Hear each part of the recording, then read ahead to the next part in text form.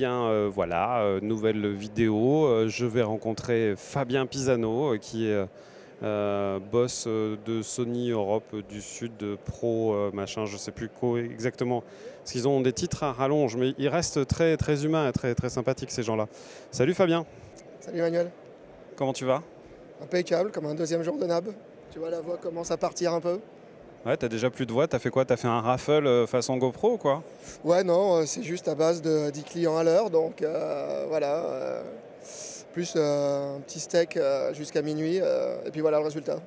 Un petit steak, t'as réussi à trouver un petit steak ici, toi, à Vegas? Quand tu demandes un petit, tu as déjà la version XL chez nous, donc voilà. Okay. Donc on est devant le stand de Sony, c'est un peu chez toi? Ouais, bah, chaque année, hein, ouais. Hall central. Et stand gigantesque, c'est un des plus gros du salon, je crois. Oui, j'aime bien, tu sais, c'est aux États-Unis, hein, donc big is beautiful. Big is beautiful. Alors cette année, j'ai regardé un peu les nouveautés qu'il y avait, il y a des trucs intéressants. Et il y en a une particulière, c'est l'arrivée de la FS5 Mark II. Ouais, exactement. On dit Mark II, on dit V2, on dit quoi? On dit Mark II. Il y a eu de longs débats, donc je te passe les derniers mois où il y en avait qui étaient plus non, il faut dire que ce soit une Creative Edition, parce qu'en fait, ce qu'amène cette caméra, c'est vraiment juste une amélioration principale au niveau de l'image. Il y a eu pas mal de retours, notamment des chefs-op qui utilisaient cette caméra, des fois en caméra B, ou vraiment pour une partie vraiment où l'artistique était importante. C'était pas juste de la captation ou du magazine. Et du coup, ils étaient aperçus qu'au niveau des teintes de chair, c'était pas satisfaisant. Je confirme. Ouais, tu confirmes. Il y avait des saturations, etc. Ils ont essayé de faire tout ce qu'ils pouvaient au niveau matrissage et autres. Ça n'a pas donné satisfaction, donc ils ont décidé de changer des parties de la caméra, y compris un chipset. Et là, du coup, le résultat, il y a quelques éléments, je pourrais te montrer là en passant, où ils font du face-à-face. De toute façon, tu verras par toi-même, qui pour le coup ramène un naturel dans l'arrivée des hautes lumières et dans les teintes de chair, qui était vraiment attendu. Donc pour moi, la FS5 Mark II, son vrai nom, c'est vraiment ça le point principal. Ensuite, il y a quelque chose en plus qui a été rajouté, qui est le fait que en fait, le besoin de la sortie RAW, il est unanime. Les gens ont toujours besoin de pouvoir mettre à un moment ou à un autre un enregistreur RAW, un Atomos ou autre. Et donc ça, il a été décidé de le mettre en standard. Et la petite touche finale, c'est aussi de dire, bah, tiens, pour être un petit peu plus, on va dire, pour redonner un petit coup de boost à ce marché qui a un peu souffert, hein, pour être honnête, le marché du caméra grand capteur l'année dernière, pour Sony et pour tout le monde d'ailleurs, c'est un marché qui s'est un peu tassé. Et donc il a été décidé de mettre le 120 images par seconde en standard dedans. Tout ça dans un tarif qui sera sensiblement le même que la FS5 aujourd'hui. Donc, et vous allez faire comme la FS7, vous allez conserver l'ancien modèle au catalogue ou pas? Oui, on garde l'ancien modèle au catalogue, d'accord. Et donc il va y avoir donc tout ça, les annonces vont se faire progressivement là dans les semaines qui viennent après le NAB. Et oui, parce que l'ancien modèle, il s'est quand même beaucoup vendu, il est quand même très représenté sur le marché et il a sa fonction. C'est juste que pour les gens qui ont vraiment une exigence particulière sur la color science, les pots et autres, il fallait qu'on change quelque chose. Mais voilà, l'autre restera. Ah, si tu veux vraiment faire genre, tu vois, on est dans un monde de chef-op et tout ça, il faut parler de carnation, de skin tones. Excuse-moi, c'est mon petit côté professeur à la retraite, bientôt. Ok, et par contre, j'ai vu qu'il n'y avait toujours pas de 10 bits en interne. Sur du HD, mais toujours pas sur la 4K. Ouais, la sortie est toujours pas 10 bits, en effet. Ouais, c'est vrai. Ça a été un des trucs qu'on a remonté. Ça sera sûrement pour le futur, mais pas là. Ouais. C'est quoi? C'est des histoires de peur de cannibaliser les gammes supérieures? Non, pas du tout. C'est des chipsets en fait. Plus tu montes en résolution, en bitrate et en profondeur de pixels, plus tu vas avoir de la consommation en fait à l'intérieur. Plus en fait, quand tu es sur 10 bits en sortie, tu dois être sur 30 bits en interne. Tu vois, tu démultiplies. À chaque fois que tu appuies une correction de gamma ou un matrissage, tu es toujours sursamplé. Et donc, toutes les sorties, dès que tu les oversamples, tu es obligé de tout monter en interne. Donc, en fait, ça fait baisser la consommation de la caméra. Enfin, augmenter la consommation, donc baisser l'autonomie, augmenter la chauffe, etc. Donc, dans des caméscopes super compacts comme ça, c'est plutôt des problèmes techniques. Alors vous voyez, les mauvaises langues, hein, c'est pas des problèmes de marketing, c'est des problèmes techniques. Non mais oh, parce que je t'ai vu toi là-bas au fond, c'est toi le premier qui a dit que Sony ne voulait pas parce qu'ils avaient peur de plus vendre d'Alpha 7 et tout ça. Ouais, si c'était ça, on n'aurait pas fait l'Alpha 7 qui a pris juste 30% de la production professionnelle, voilà, si c'était vraiment du marketing. Mais non, ça c'est vraiment le ratio compacité-performance. Alors tout le monde l'attend mais il n'arrive pas, justement on parlait d'Alpha 7, l'Alpha 7 S3. Oui, qu'est-ce qui se passe? Alors je sais que c'est plus la partie consumer que la partie professionnelle, mais Quand même, hein, on s'y intéresse quand même évidemment parce qu'il y a plus de... Même si en effet il y a ces silos dans les grosses boîtes, c'est la même chose chez Panasonic, etc. On sait quand même aujourd'hui, pas dans le déni, que les outils type Alpha, ils sont quand même des outils pro qui sont utilisés tous les jours en complément et des fois en caméra principale. Donc on parle beaucoup quand même ensemble de l'intégralité de la gamme. Donc ça c'est le secret le mieux gardé je dirais chez Sony, puisque même moi je serais bien incapable de dire quoi que ce soit, j'en sais strictement rien. Ça arrivera, hein. Faut pas se mentir. Après quand, impossible de le savoir. parce qu'il y en a, enfin, je fais partie de ceux qui pensent que les performances low light de tiens, rentre dans le cadre, s'il te plaît, on va pas rester avec moi.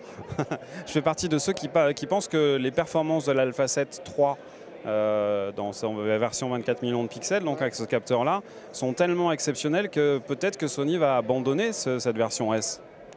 Ah, la version S qui était à gros pixels et super 12 millions de pixels. Alors, puisque là on est en train de faire des paris, hein, alors c'est off the record, hein, tout le monde. Hein.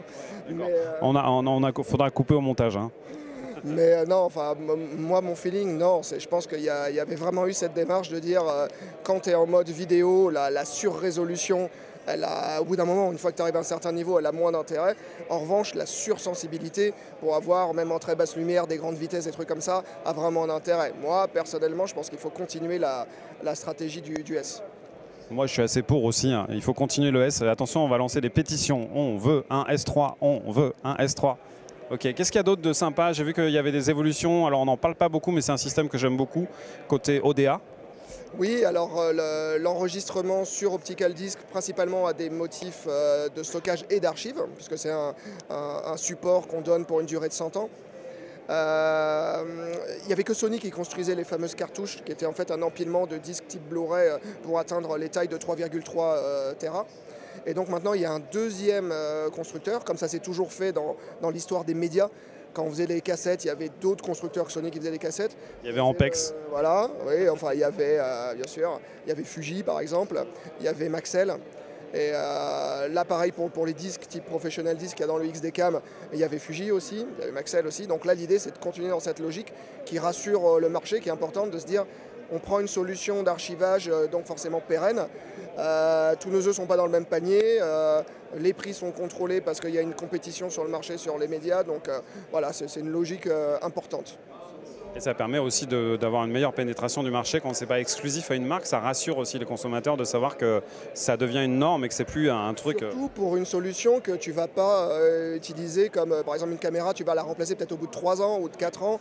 Là, quand tu as un système d'archives, c'est vraiment un format et tu l'as pour quand même de nombreuses années. Donc c'est encore plus important ce que tu dis. Qu'est-ce qu'il y a d'autre de neuf de chez vous là qui te plaît, toi? Alors, juste en faisant un peu le tri, parce que on va pas parler ST2110 à T-Geek lumineux, parce que bon, peut-être que ça, c'est moins important pour eux. Bah, ils sont moins branchés broadcast, tu vois, à moins un petit peu, ou à moins, ouais. Bon, peut-être un jour, on verra. Alors, quelque chose qui peut les intéresser, cependant, c'est... donc, on a des nouveaux caméscopes qui sortent plutôt pour la partie magazine news, qui sont les remplacements de la X200 et de la X180, qui s'appelle la Z280. Z, c'est quand il y a du 4K chez Sony. Quand un capteur 4K, il y a un Z. Donc la Z280 3 fois demi-pouce et la Z190 3 fois tiers de pouce. L'intérêt de ces caméscopes, c'est pas seulement qu'ils soient compacts et qu'ils fassent du 4K, avec sortie 12G, etc. Donc c'est toujours intéressant pour les gens qui vont vouloir faire du magazine, du docu avec du 4K en mode compact. Non, ce qui est vraiment intéressant, c'est la partie connectivité. Ça fait déjà un moment qu'on s'en parle. Là, quand même, ça commence à atteindre un niveau vraiment intéressant, outre le fait qu'elle soit Wi-Fi. Maintenant, on peut mettre 2 dongles 3G dessus. Donc on peut commencer à avoir un double stream dans le cloud et on sort en même temps. Alors il n'est pas malheureusement disponible là au moment du NAB, mais quand on se verra IBC, je pense qu'on pourra t'annoncer le service ainsi que les tarifs et autres. On lance un service d'hébergement des vidéos dans le cloud issus de nos caméscopes. Donc tu tournes, tu es sur un match de foot bord-stade, tu fais une petite interview, il faut vite l'envoyer à la station pour un montage pour fin d'émission. Et ben, tu vas pouvoir uploader tes fichiers directement sur la 4G avec une ou deux branches. Donc par exemple, tu te mets sur le réseau Orange et sur le réseau SFR pour être sûr de pouvoir maximiser, d'avoir les deux. Et tu vas pouvoir comme ça uploader des proxys ou de la haute résolution sans passer par un PC, sans passer par un encodage, etc. Donc tu vas accélérer ton workflow. voilà, donc c'est ces choses qui sont intéressantes pour l'antenne, pour le monde des news où tu as besoin d'être rapide, mais aussi la collaboration. Tu vas pouvoir, toi, tu es chez toi, tu as envie de voir ce qu'une de tes collaborateurs ou tes collaboratrices a fait sur le terrain parce qu'elle est sur un salon et toi, tu n'as pas le temps d'y être, tu en es sur un autre. Hop, elle upload ces éléments dans le cloud. Tu peux aller les checker avec ton téléphone sur XD Camera, puisque c'est le nom du service. Donc voilà, c'est toute cette offre de connexion qui est autour des caméscopes. Ça, c'est nouveau. Et on peut faire du live aussi ou c'est juste de l'upload live? Si tu veux, on ira le voir juste après et tu pourras en prendre quelques images. Bien sûr, on peut faire du streaming live. On peut même faire du streaming de super qualité à condition de s'adjoindre les services d'un serveur de réception qui s'appelle un serveur QoS. QoS, ça veut dire Quality of Service. Et donc, ce serveur va bufferiser le stream des deux flux 4G de la caméra, va appliquer des mécanismes de correction d'erreur pour pouvoir effacer les pertes de paquets, les petits macro-blocs et autres. Et du coup, si jamais tu peux te permettre d'avoir un délai de quelques secondes, jusqu'à 5 secondes, donc tu n'es pas dans le cas du direct duplex, mais si tu peux te permettre ça dans ta production, tu vas retrouver une qualité vraiment, vraiment belle. Je pourrais te le montrer là en allant voir. Au niveau de la gestion justement des deux puces 4G, c'est une gestion qui est intelligente, ça va chercher la meilleure bande passante, c'est soit l'un soit l'autre, ça mélange un peu les deux, ça marche comment? Alors ça, c'est une bonne question à poser aux ingénieurs. Là, tu m'as pris, celle-là, je ne l'ai pas révisée. Mais c'est vrai, non, je ne sais pas comment est-ce qu'il fait pour, au niveau telco, trouver le meilleur truc. Mais bon, t'inquiète pas, j'ai les experts qui vont pouvoir te répondre. On va aller appeler les experts. Qu'est-ce que tu as d'autre de sympa à nous annoncer? Est-ce que ça t'intéresse de voir du 8K en 10 mètres de base à 120 images par seconde? Alors moi, je vais aller voir maintenant si je le filme et si je le mets sur YouTube. Je ne pense pas que ça ait un impact, le côté émerveillement et le côté immersif de la chose. Mais moi, je vais aller voir. Non, mais j'en vais en parler après. Je vais en parler avec mes mots. Je vais dire ce que je ressens, tu vois. On a juste de l'autre côté de ce stand caméra, là, de notre bar caméra, comme on l'appelle, on a un magnifique écran en cristal LED. C'est une nouvelle technologie qui permet de monter à plus de 3000 nits et qui permet par des panneaux qu'on adjoint l'un à côté de l'autre de monter jusqu'à des résolutions folles. En l'occurrence, là ici, tu as du 8K par 4K qui rafraîchit à 120 images par seconde. On a pris la Venice, caméra 6K. On a tourné en XOCN des images sur des circuits de Ferrari ou directement à Venise pour faire un petit clin d'œil pendant le carnaval. Ces images ont été débayérisées et extrapolées à 8K. Et tu vas voir le résultat. Je vais aller voir ça, puis je vous dirai de quoi il en retourne. Ok, bah super, Fabien, merci beaucoup. Ah si, on n'en a pas parlé, mais c'est un des trucs qui est intéressant. Le RAW, la sortie RAW donc sur la FS5, on rappelle juste ce truc-là, je ferai un petit insert dans le montage, que en fait, l'idée, c'est de ne plus avoir besoin du petit dock supplémentaire pour sortir le RAW, mais de l'avoir directement sur le SDI en interne dans la caméra, et donc avec le support du nouveau ProRes RAW aussi, via les enregistrants Atomos. Oui. Bah voilà, en plus, Atomos, ils ont bien joué. Je crois qu'ils ont 6 mois d'exclus sur ça, si j'ai bien compris. Hein. Il y en a qui disent 6 mois, d'autres qui disent 1 an. Il y en a qui disent qu'ils n'ont pas d'exclus du tout. D'accord, donc d'accord, j'ai eu le feedback par plusieurs côtés, donc j'ai cru que c'était la réalité. Mais je vais aller poser la question à Jérôme. Voilà, je pense que c'est ta prochaine étape. Là. Bah, merci en tous les cas. À plus tard.